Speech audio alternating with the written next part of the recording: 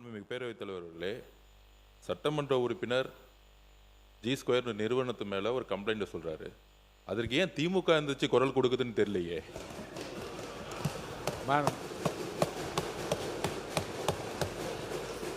அதே போல ஹாக்கா கோவை மாவட்ட மலையடிவாரத்தையொட்டி பேரூராட்சிகள் ஊராட்சிகள் 1000க்கும் மேற்பட்ட குடியிருப்புகள் இந்த ஹாக்கா உங்களுக்கு தெரியும். கடந்த முறையே நாங்கள் ஆட்சியில் இருக்கும்போது இதுக்கெல்லாம் கிளியர் பண்ணி ஃபைனலாக மூவ் பண்ணோம்.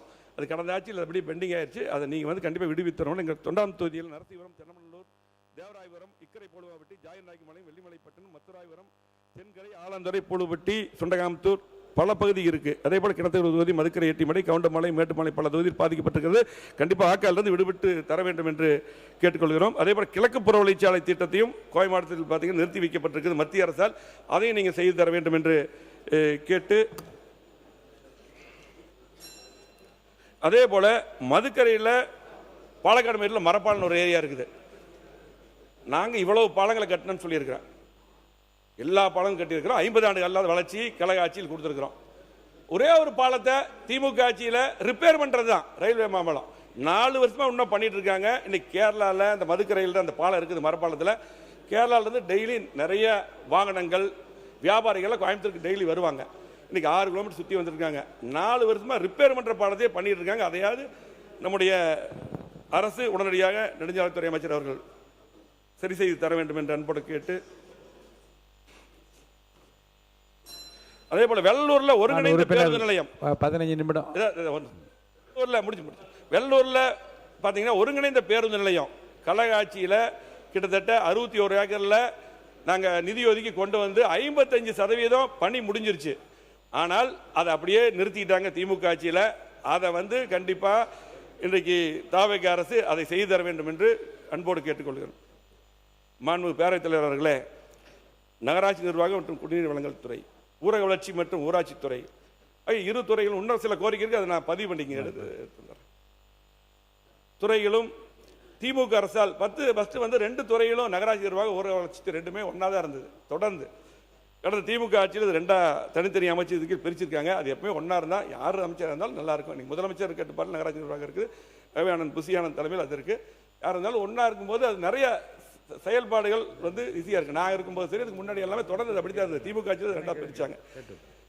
ஆகவே அது மக்களுக்கு சேவை செய்ய உதவியாக இருக்கும் என்று அன்போடு கேட்டுக்கொண்டு, சென்னை, கோவை மற்றும் பிற மாநகராட்சிகள், நகராட்சிகள், பேரூராட்சிகளில் முக்கிய அடிப்படை வசதிகளான சாலைகள், குடிநீர் திட்ட பணிகள், அதே போல சாக்கடை வசதிகள், மழைநீர் வடிகால், சுகாதார பணிகள் மற்றும் தெருவிளக்கல் ஆகியவற்றை தமிழகம் முழுவதும் நிறைவேற்ற நகராட்சி நிர்வாகம் மற்றும் குடிநீர் வழங்கல் துறைக்கு ரூபாய் 29,863 கோடி ரூபாய் ஒதுக்கீடு செய்யப்பட்டுள்ளது. இத்தொகை போதுமானதாக இல்லை. கூடுதலாக இந்த துறைக்கு நிதி ஒதுக்கப்பட வேண்டும். ஏன்னா இதுதான் சர்வீஸ் துறை, நேரடியாக மக்களுக்கு போய் சேரக்கூடிய துறை. அதே போல் கழக ஆட்சியில் பார்த்தீங்கன்னா சிறப்பான முறையில் சாலை அமைப்பது, அதே குடிநீர் திட்ட பணிகள், அதே போல் பார்த்தீங்கன்னா அப்போ 100 நாள் வேலை வாய்ப்பு திட்டம், இதுக்கெல்லாம் சிறப்பாக பணியாற்றுவதற்கு மத்திய அரசுடைய விருதுகள் கிட்டத்தட்ட 143 விருதுகளை அம்மாவுடைய அரசு பெற்றது. அதே போல உறுப்பினர் மழைநீர் நன்றி சொல்லி முடிச்சிருங்க. மழைநீர் சேகரிப்பு கொஞ்சம் டைம். மழைநீர் சேகரிப்பு திட்டம் ஒரு அற்புதமான திட்டம். பார்த்தீங்கன்னா புரட்சித்தலைவி அம்மாவில் கொண்டு வந்து அற்புதமான திட்டம். இதுலையும் கூட பார்த்தீங்கன்னா இன்றைக்கு மானிய கோரிக்கையில் 34வது பக்கத்தில் 31 பக்கத்தில் கொடுத்துருக்கீங்க. இந்த திட்டம் பார்த்தீங்கன்னா பெருநகர சென்னையில் மாண்பு உறுப்பினர் சிவகுமார் அவர்கள் போதனை மாண்பு உறுப்பினர் நிறைய 18 நிமிஷம் கொடுத்துட்டேன். உங்களுக்கு 15 நிமிஷத்துக்கு குறைவாகவே முடிக்க வேண்டும் என்று தான் கேட்டிருக்கிறேன். 18 நிமிஷம் ஆயிடுச்சு. நன்றி சொல்லி முடிச்சிருங்க. நன்றி சொல்லுங்க.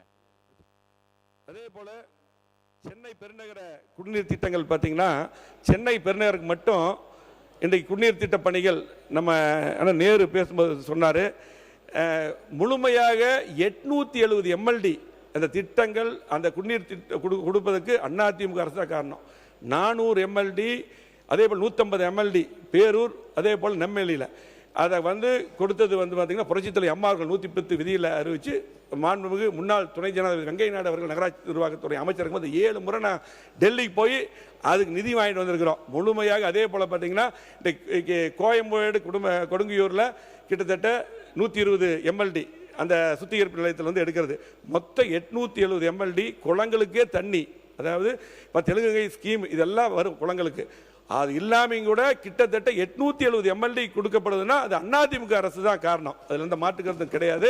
அதே போல் பார்த்தீங்கன்னா இன்னைக்கு தமிழ்நாடு முழுவதும் அதிகமான திட்டங்களை கொடுத்தது அதிமுக அரசு. அதே போல் நம்முடைய உசிலம்பட்டி சட்டமன்ற உறுப்பினர் பேசும்பொழுது முந்தைய அரசு 2 அரசு செய்யலைன்னாங்க. மதுரைக்கு மட்டும் பார்த்தீங்கன்னா இன்றைக்கு முல்லைப்பெரியால் டேமிலிருந்து அடிவாரத்திலிருந்தே நான் அமைச்சராக இருக்கும்போது, எடப்பாடி முதலமைச்சராக இருக்கும்போது பெரிய அதிகமான நிதி ஒதுக்கி மிகப்பெரிய ஸ்கீம் 50 ஆண்டுகளுக்கு குடிநீர் பிரச்சனை இல்லாத திட்டத்தை கொடுத்துருக்கிறோம். மேலும் ஸ்கீம் நாங்கள் தான் கொடுத்தோம். உள்ளாட்சித்துறையிலிருந்து 2 பாலங்கள் மதுரை கொடுத்துருக்கிறோம். கலெக்டர் ஆஃபீஸ் கட்டி கொடுத்துருக்கோம். இப்படி நிறைய திட்டங்கள் நம்ம பண்ணியிருக்கிறோம். அது மட்டுமல்ல, இன்றைக்கு ஒரே ஒரு இது மட்டும் பேசி முடிச்சிடறேன். நிறைய இருக்குது, மீதியெல்லாம் கொடுத்தா நீங்கள் பதிவு பண்ணிங்க. நிறைய சப்ஜெக்ட் இருக்குது, கொடுத்தா பதிவு பண்ணிங்க. இன்றைக்கு பார்த்தீங்கன்னா சட்டமன்ற உறுப்பினருக்கு முதலமைச்சர் அவர்கள் இன்றைக்கு வாகனம் கொடுத்துருக்காங்க, உதவியாளர்கள்லாம் கொடுத்துருக்காங்க. நான் அதுக்குள்ளே போகல. இன்றைக்கி சட்டமன்ற உறுப்பினர்கள்லாம் பார்த்தீங்கன்னா இன்றைக்கு எங்காவது ஒரு பூஜைக்கோ ஒரு நிகழ்ச்சிக்கோ போகும்போது எந்த அதிகாரிகளும் வர்றதில்லை. இது கடந்த திமுக ஆட்சியில் அப்படி இருந்தது. பார்த்தீங்கன்னா ஒரு பியூன் கூட வரமாட்டாங்க. இன்றைக்கி இருக்கும்போது நான் அது வெளிப்படை சொல்ல, எங்கேயுமே போனால் வரமாட்டாங்க. நானும் முன்னாள் அமைச்சரில் போயிருக்கு, வரமாட்டாங்க. அது இன்றைக்கி தொடருது. அதை வந்து முதலமைச்சர் அவர்கள் கண்டிப்பாக அதை மாற்றி அந்த எந்த அதிகாரி போல சட்டமன்ற உறுப்பினர் பொறுத்தவரைக்கும் ஒரு சீஃப் செக்ரட்டரிக்கு ஈக்குவல். இன்றைக்கு பார்த்தீங்கன்னா ஒரு கலெக்டர்கிட்ட மனு கொடுக்க போனாவே எந்த சின்ன தான் வாங்கணும். அந்த அளவுக்கு அவங்களுக்கு மரியாதை கொடுக்கணும். சட்டத்தில் இடம் இருக்குது. ஆனால் எங்கேயுமே வந்து பார்த்தீங்கன்னா போகும்போது யாருமே அதிகாரிகள் வருவதில்லை. எல்லா சட்டமன்ற உறுப்பினராக தான் பேசுகிறோம். கண்டிப்பாக உங்களுக்கு புதிய சட்டமன்ற உறுப்பினர் நிறையா வந்திருக்காங்க. கண்டிப்பாக திமுக ஆட்சியில் இருந்த நடைமுறையை மாற்றணும். அதே போல் பார்த்தீங்கன்னா திமுக ஆட்சியில் வந்து பார்த்தீங்கன்னா எங்களுடைய ஆட்சியில் நல்லா பயணித்த கஜா புயல், வர்தா புயல், நிறைய புயல், கடுமையான மழை வெள்ளம், இதுக்கெல்லாம் சிறப்பாக பணியாற்றிய ஒரு IAS அதிகாரிகள், போலீஸ் அதிகாரிகள், கீழ்மட்ட அதிகாரிகள்லாம் பார்த்தீங்கன்னா 5 வருடமாக கடுமை எல்லாத்தையும் எங்கெங்கேயோ எல்லாம் மாற்றி. பிளே ஸ்டோர் மற்றும் ஆப் ஸ்டோரில் இருந்து பாலிமர் செயலியை QR கோடு மூலம் பதிவிறக்கம் செய்யுங்கள். செய்திகளை உடனுக்குடன் பெறுங்கள்.